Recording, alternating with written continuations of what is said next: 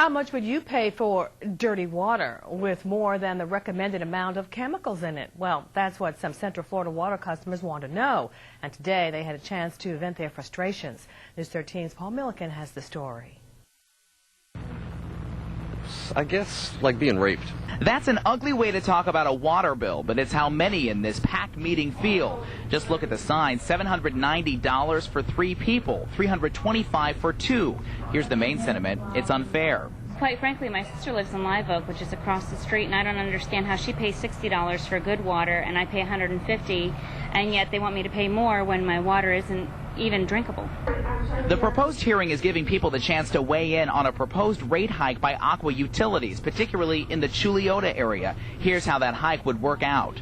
We acquired this system in 2004 and it inherited a good deal of problems when we did that. Now again, it's our problem because we acquired it, but it requires investment to bring it up to standards. An interim increase is already in place, hence all the signs. The final hike will either be approved or denied by the Florida Public Service Commission in January. We then look at all the evidence, we listen to customer service, consumers who speak to us, and that becomes part of the record of evidence. But perhaps more than the money, it's the quality bringing people here. Right now the water does not meet all federal guidelines, particularly when it comes to a class of chemicals that's been linked to cancer. Health experts say the risk is low, but parents don't buy it. And we've contacted several agencies, and they say based on a 150-pound person that you're only looking at maybe a 15-year over a 15-year exposure, you could get cancer. Well, what about a 20-pound child?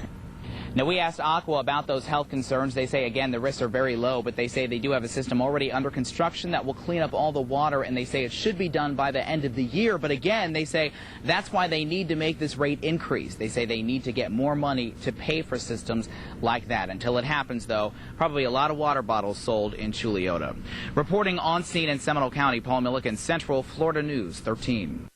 There are only 2 other meetings in the Central Florida area for people to speak to the Public Service Commission. Both are tomorrow at the Mount Dora Community Center. One is set at 10 a.m., the second 6 p.m.